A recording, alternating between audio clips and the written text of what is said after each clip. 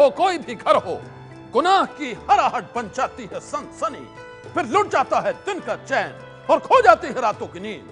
देखते हैं गुनाह की काली दुनिया की सबसे बड़ी सनसनी।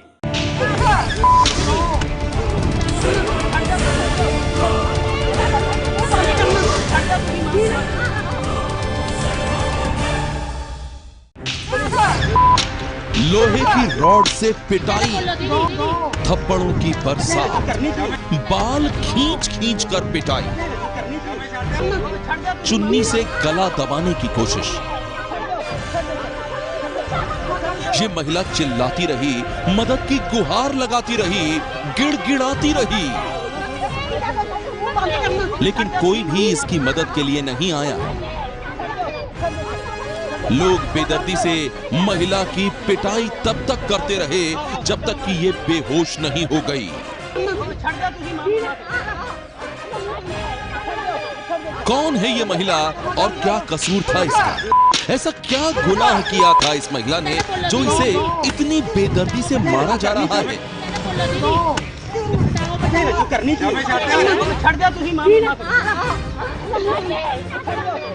बेबसी और दर्द की ये तस्वीरें हैं पंजाब के होशियारपुर की, जहां वीणा रानी नाम की इस महिला को गांव की महिला सरपंच और उसके साथियों ने खुलेआम बेदर्दी से पीटा।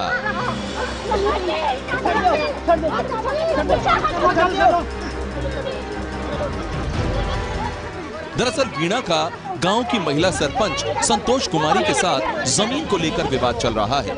गुरुवार को वीणा विवादित जमीन पर कुछ काम करने के लिए गई थी। थोड़ी ही देर बाद महिला सरपंच संतोष अपनी बेटी और 4 पुरुष साथियों के साथ वहां पहुंच गई। वीणा को देखते ही उसने और उसके साथ आए सभी लोगों ने वीणा को पीटना शुरू कर दिया। वीणा को कभी थप्पड़ मारे तो कभी लोहे की रॉड से पीटा तो कभी बाल खींचकर उसे पीटा गया। वो उसे तब तक पीटते रहे जब तक कि वीणा बेहोश नहीं हो गई। वीणा की पिटाई का ये वीडियो मौके पर मौजूद एक नौजवान ने बना लिया।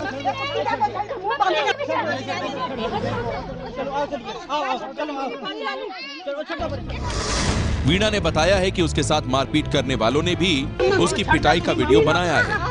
पिटाई से बेहाल वीणा जब बेहोश हो गई तो गांव के कुछ लोगों ने उसे अस्पताल पहुंचाया।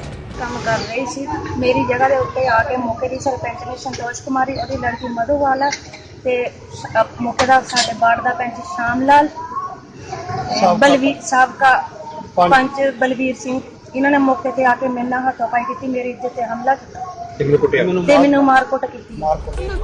वीणा की शिकायत और वीडियो के आधार पर पुलिस ने महिला सरपंच संतोष कुमारी और उसके साथियों के खिलाफ मामला दर्ज कर लिया है।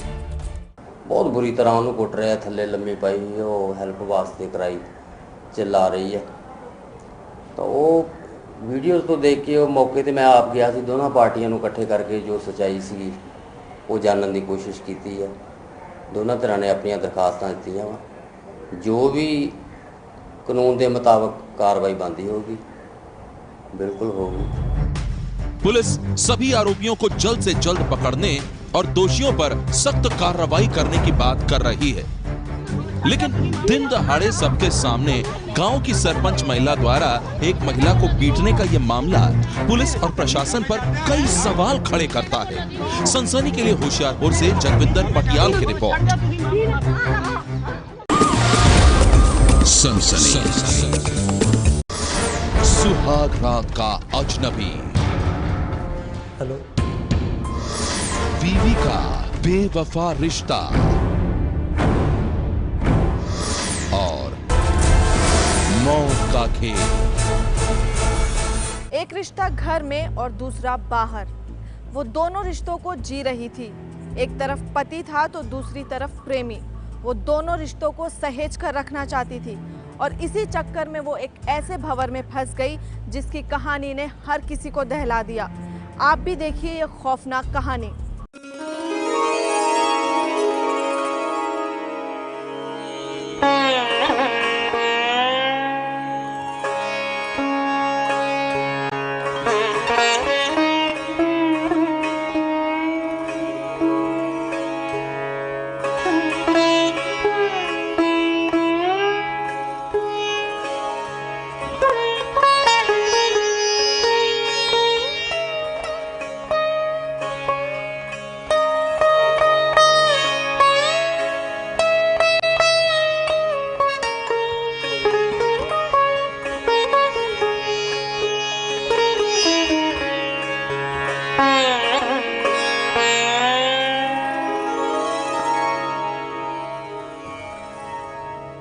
हम कब से आपके चेहरे का दीदार करना चाह रहे थे, मगर आपने इसे घूंघट में छुपा के रखा था।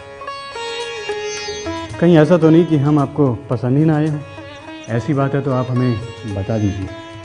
नहीं, ऐसी कोई बात नहीं है। आप बहुत अच्छे हैं। हमें तो लग रहा था कि अगर हम आपको पसंद नहीं आए तो हमारा क्या होगा। अच्छा, तो यानी कि इस बात का डर था। तो सुनिए, आप हमें बहुत पसंद हैं, बहुत प्यारी हैं आप, बहुत खूबसूरत, जैसा हमने सोचा था। ज़रा अपना हाथ तो दीजिए।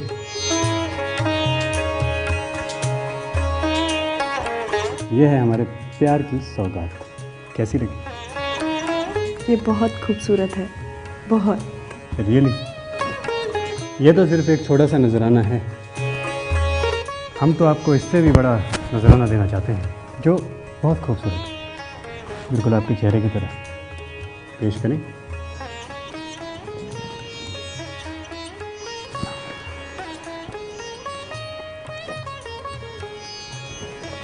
लगता है कि मैं भारी भूल गया हूँ।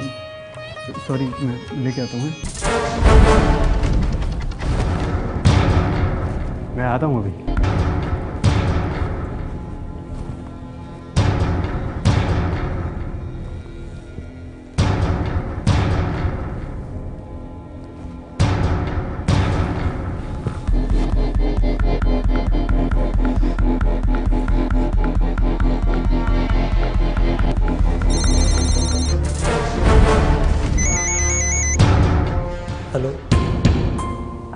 हेलो ताज, कैसे हो?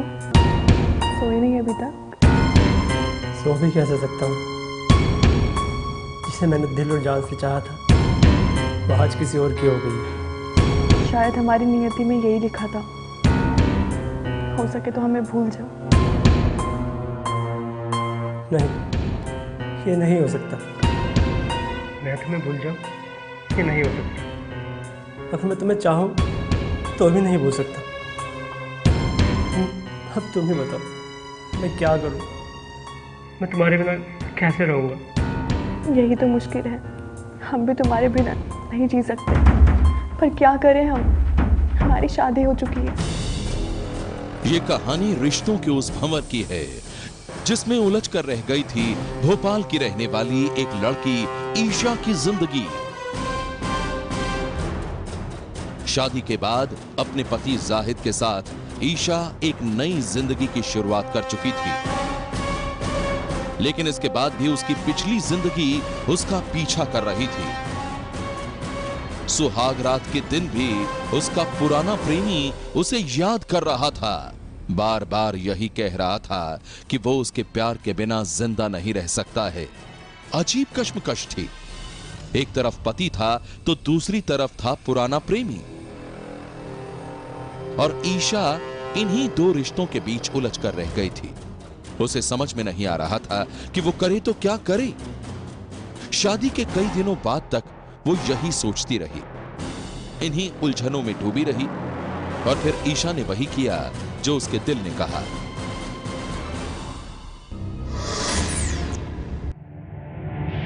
ईशा के दिल ने जो कहा उसने वही किया।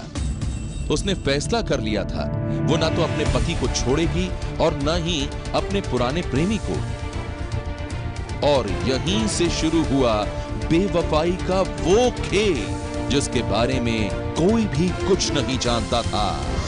ईशा के पति जाहिद के मुताबिक सुहाग रात के दिन से ही उसकी पत्नी का पुराना प्रेमी एक अजनबी साए की तरह उसकी जिंदगी में घूम रहा था, लेकिन इसके बाद भी वो अपनी बीवी के बेवफा रिश्तों की कहानी से अनजान रहा। पत्नी उसे धोखा दे रही थी और वो बीवी के इस डबल गेम से बेखबर था।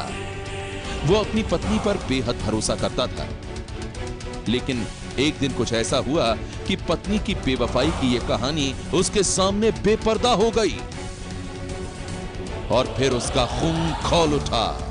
जाहिद के मुताबिक उसने अपनी पत्नी ईशा को समझाया, लेकिन बार बार समझाने के बाद भी जब ईशा ने अपने प्रेमी से रिश्ता नहीं तोड़ा तो उसने हॉकी स्टिक से पहले तो उसे बुरी तरह से पीटा और फिर गला दबाकर उसकी हत्या कर दी। अपनी पत्नी की हत्या के बाद जाहिद खुद ही पुलिस स्टेशन पहुंचा और फिर उसने पुलिस के सामने अपना गुनाह कबूल कर लिया। जाहिद वेग नाम के व्यक्ति ने ऐशबाग में आके थाने में सूचना दी कि मैंने मेरी अपनी पत्नी की हत्या कर दी। हत्या हॉकी से पहले उसको मारपीट की है, फिर हाथ से गला दबाया। पुलिस के मुताबिक जाहिद ने अपनी पत्नी की बेवफाई और हत्या की जो कहानी सुनाई है उसकी जांच की जा रही है। फिलहाल अपनी पत्नी का ये हत्यारा सलाखों के पीछे है।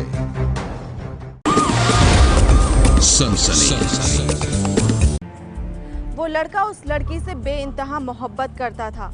वो लड़की भी उस लड़के को बेहद चाहती थी।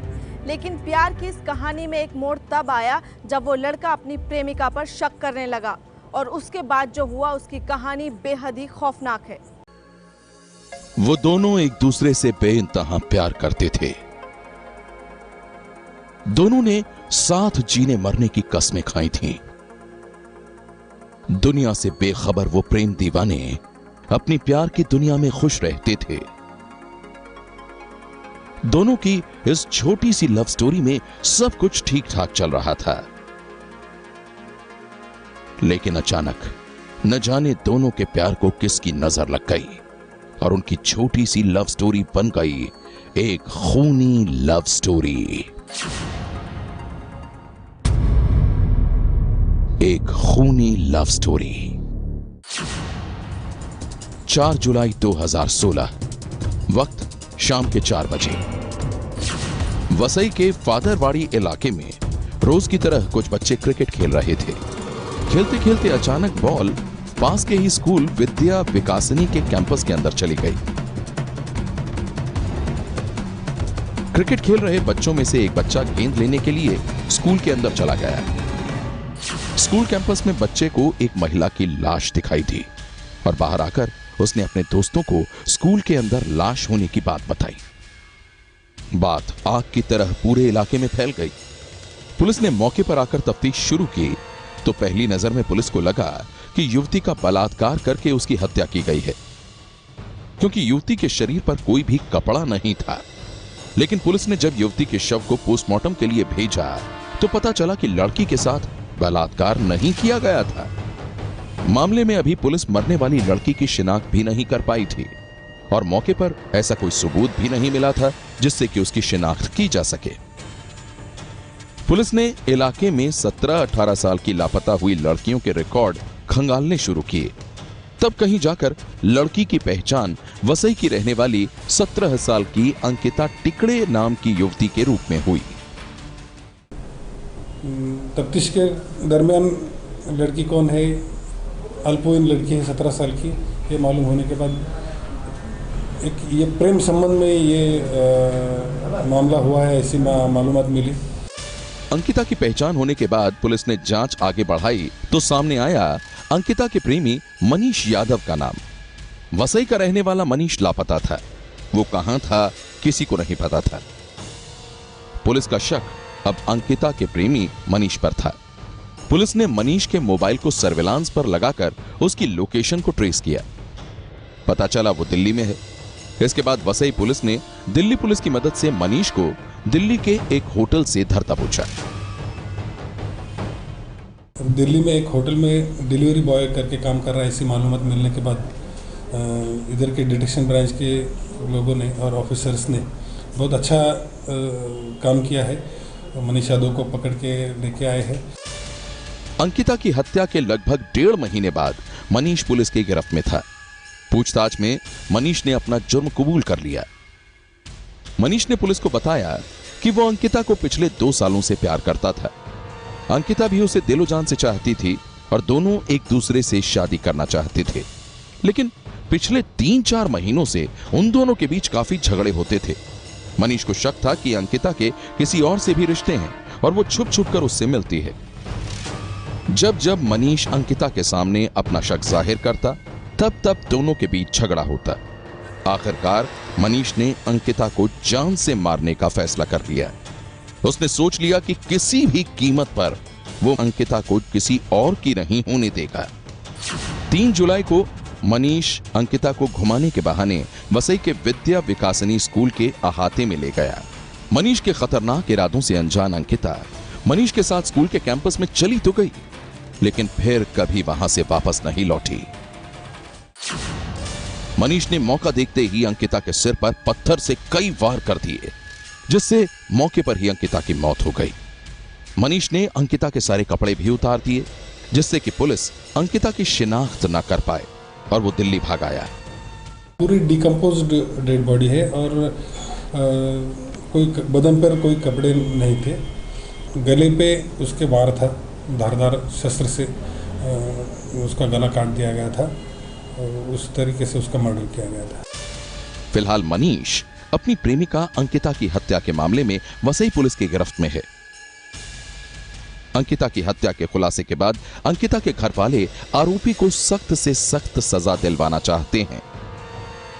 सनसनी के लिए वसई से प्रभाकर कोदालकर की रिपोर्ट।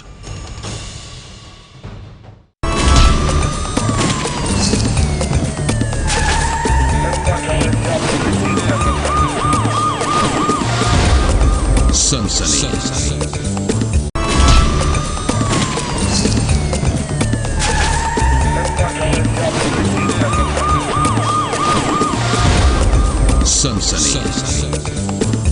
मौत बनकर आई बस और कोहराम मच गया। महज 4 सेकंड के भीतर बस के पहिए तले 2 जिंदगी कुचलकर मिट गई। आप भी देखिए दिल दहला देने वाली घटना।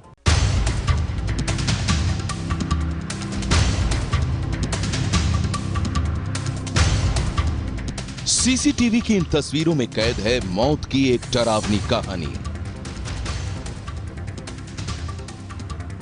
एक हादसे की दिल दहला देने वाली वो तस्वीरें जिसे देखकर कोई भी कांप जाए।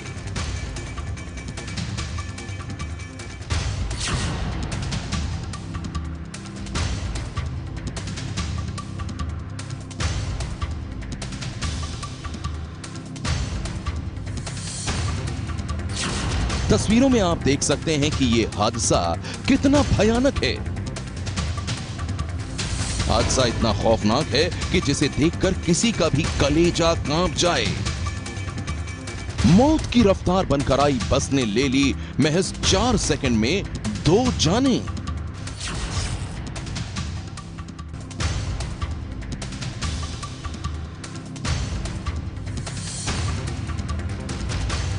एक जबरदस्त एक्सीडेंट की ये भयावह तस्वीरें रक्षाबंधन के दिन की हैं। अहमदाबाद के नेहरू ब्रिज की सड़कों पर गाड़ियां दौड़ रही थीं और अचानक जो हुआ उसने हर किसी को दहला दिया।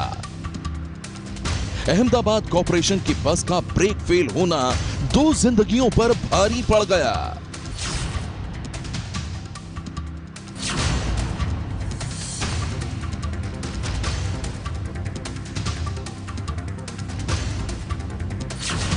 मौत की इस रफ्तार को जिसने भी देखा उसी की चीख निकल गई।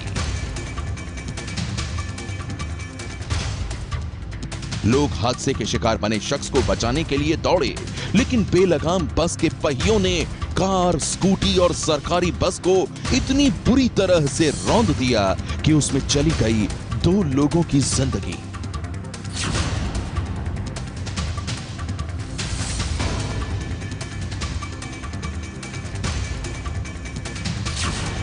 रक्षाबंधन के दिन की ये दिल दहला देने वाली तस्वीरें सीसीटीवी में कैद हो गई हैं और अब सारे शहर में है इस हादसे की चर्चा। सनसनी के लिए अहमदाबाद से ब्यूरो रिपोर्ट।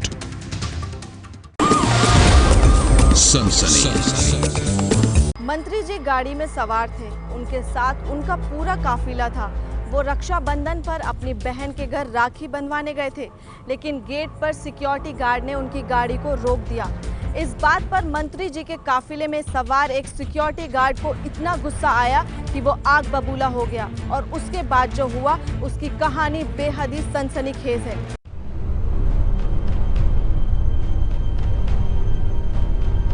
जरा सी बात पर पिट गया गार्ड।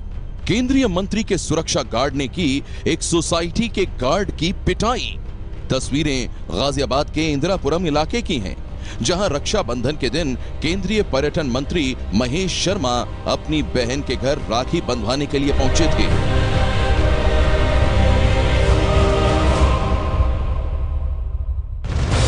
मंत्री जी के काफिले को गेट पर तैनात सोसाइटी के गार्ड ने देखा, लेकिन उसने बिना जरूरी कार्रवाई के काफिले को अंदर जाने नहीं दिया। उसने काफिले को गेट पर ही रोक दिया।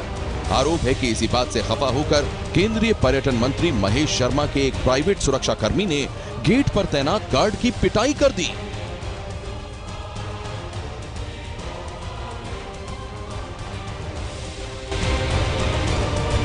बेचारा गार्ड मंत्री जी के काफिले को रोकने की वजह से सरेआम पिट गया।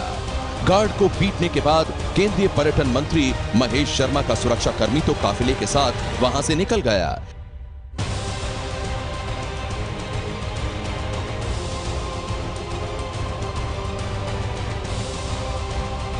लेकिन इस बात की जानकारी मिलते ही सोसाइटी के लोगों ने मंत्री के प्राइवेट सिक्योरिटी गार्ड के खिलाफ मोर्चा खोल दिया। पूरे मामले की पुलिस में शिकायत करवाई गई।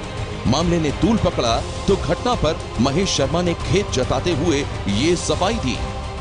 दुखद घटना है, लेकिन मैं आपको बता दूं वो मेरी बहन का घर है। उस घर में, उस सोसाइटी में मैं पहली बार नहीं 100 बार जा चुका हूं। वहां का नियम प्रोटोकॉल मुझे पता है। जब मैं राखी बंधवाने के लिए शाम को गया तो वहां के लोगों ने रोका। मेरे सुरक्षा इंचार्ज जो मुझे गवर्नमेंट सिक्योरिटी का मिला वो बाहर गया और उसने बताया कि फला फ्लैट में मुझे जाना है, फला मंत्री अंदर गाड़ी में है। लाल बत्ती की गाड़ी थी, उसके साथ 4 गाड़ियां और थी। उस वक्त उसने रोका, फिर उन्होंने अपने सुपरवाइजर को बुलाया। सुपरवाइजर ने फिर कहा रोक दीजिए। फिर 20 मिनट में 2 मिनट लग गए। फिर भी कोई बात नहीं, उन्होंने मुझे जाने दिया। मैं वहां से निकलकर अपनी बहन के यहाँ चला गया और आधा घंटे में राखी वगैरह का कार्यक्रम हुआ। उसके बीच में जब मैं बाहर आया तो ये सरकार के लोग आए हुए थे।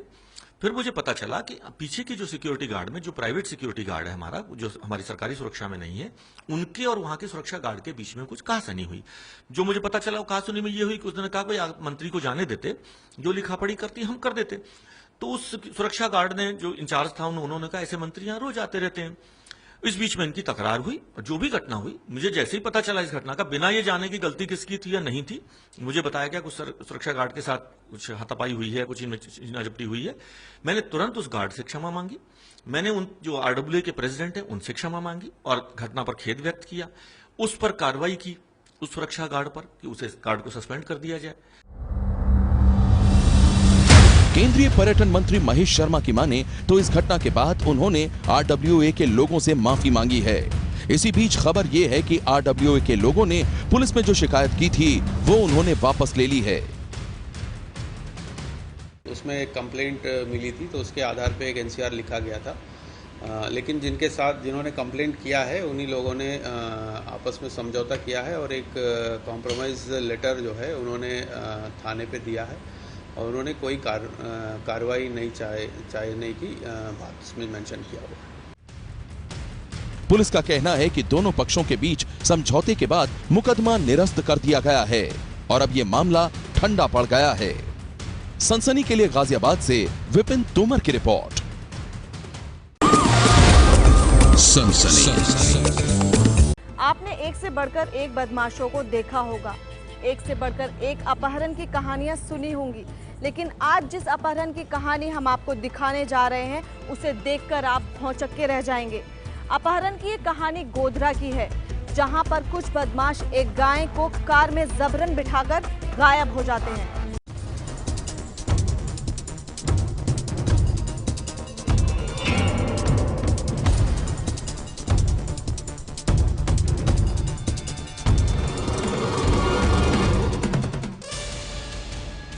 CCTV की इन तस्वीरों में कैद है अजब चोरी की गजब दास्तान।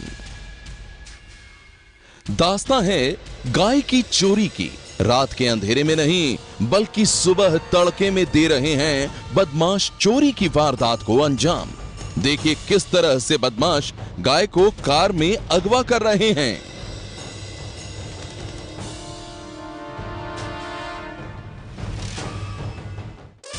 ये तस्वीरें गुजरात के गोधरा शहर की हैं। CCTV वीडियो में साफ नजर आ रहा है कि किस तरह से कुछ बदमाश गली में घूम रही गायों को अगवा करने के प्रयास में हैं। देखिए, बदमाशों का गैंग सींग वाली गाय को पकड़ने का प्रयास भी करता है, लेकिन गाय उनके मंसूबों पर पानी फेर देती है।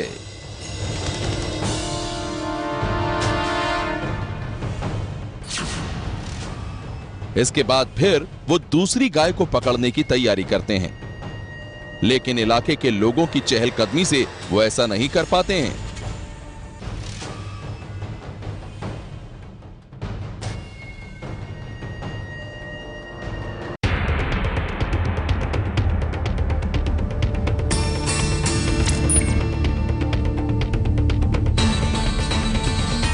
थोड़ी ही देर बाद कई गायें उनके पास से निकलती हैं और उन्हीं गायों में से एक गाय को वो अपने चंगुल में लेने का प्रयास करते हैं। इस बार वो कामयाब हो जाते हैं। इस बीच उनका एक साथी कार को बैक करता है और बाकी के साथी गाय को पकड़कर कार में डाल देते हैं।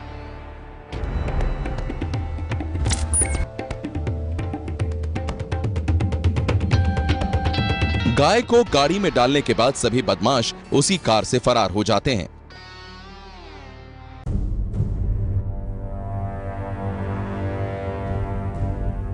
लेकिन इसी बीच उनकी कार का नंबर सीसीटीवी के कैमरे में कैद हो गया। कार के इसी नंबर के सहारे पुलिस ने गाय चोरी का मामला दर्ज होने के बाद कार को लावारिस हालत में बरामद कर लिया।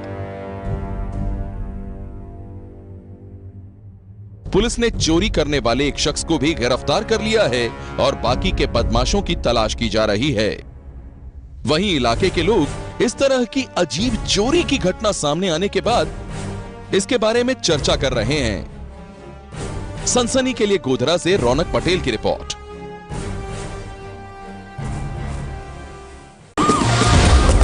सनसनी।